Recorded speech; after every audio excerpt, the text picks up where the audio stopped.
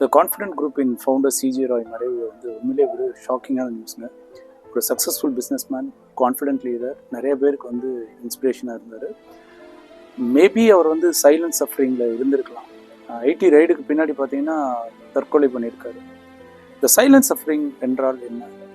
வெளியில் வந்து இப்போ அந்த பர்டிகுலர் பர்சன்ஸ் வந்து பார்த்தீங்கன்னா ரொம்ப கான்ஃபிடென்ட்டாக, சக்ஸஸ்ஃபுல்லாக, நல்லா ஜாலியாக சிரித்து பேசுவாங்க, ஸ்ட்ராங் லீடர் இமேஜ் இருக்கும். பட் உள்ளுக்குள்ளே பார்த்தீங்கன்னா ஒரு சிவியர் டிப்ரெஷன், அழுத்தம், பயம், நம்பிக்கையின்மை, ஸோ யாரிடமும் பகிர முடியாத வேதனை. இது வந்து சிஜே ராய் கேஸில் வந்து நடந்துக்கலாம். ஸோ இப்போ ஜனவரி 28 பார்த்தீங்கன்னா ஐடி ரைட் நடந்திருக்கு.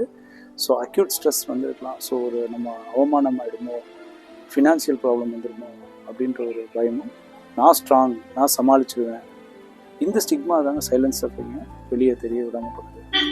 நிறைய பேர் என்ன நினைக்கிறாங்கன்னா நம்மளே வந்து சமாளிச்சிடலாம், நம்மளால் ஹேண்டில் பண்ண முடியும், நம்ம எவ்வளோ பெரிய இமேஜில் இருக்கோம், நம்ம போய் இன்னொருத்தவங்களோட உதவி கேட்குறதா அப்படின்னு வந்து நினைக்கிறதாங்க பிரச்சனை. ஒன்று மட்டும் தெரிஞ்சுக்குங்க, இங்கே எல்லாருனாலையும் எல்லா ப்ராப்ளத்தையும் சரி செய்ய முடியாது. சில சமயங்கள் உதவி தேவைப்படலாம். நீங்கள் டிப்ரெஷன்லேயோ ஸ்ட்ரெஸ்லேயோ இருக்கும்போது உதவி கேட்குறது வந்து கண்டிப்பாக தப்பு இல்லைங்க. நீங்கள் மற்றவங்கள்ட்ட உங்கள் மனசை விட்டு பேசுங்க. சைலன்ஸ் சஃபரிங்கை உடைக்க வேண்டிய அவசியம் கண்டிப்பாக இருக்கும். அப்படி பேசும்போது தான் நீங்கள் உங்கள் ப்ராப்ளத்துலேருந்து வெளியே வரலாம். சைலன்ஸ் சஃபரிங்கில் அவதிப்படக்கூடிய பல பேர் கண்டிப்பாக ஃபைனலாக வந்து சூசைட் கமிட் பண்ணுவாங்க. ஸோ உங்கள் ஃப்ரெண்ட்ஸ் யாராவது அப்படி இருக்காங்க அப்படின்னா கண்டிப்பாக அவங்கள்ட்ட பேசுங்க.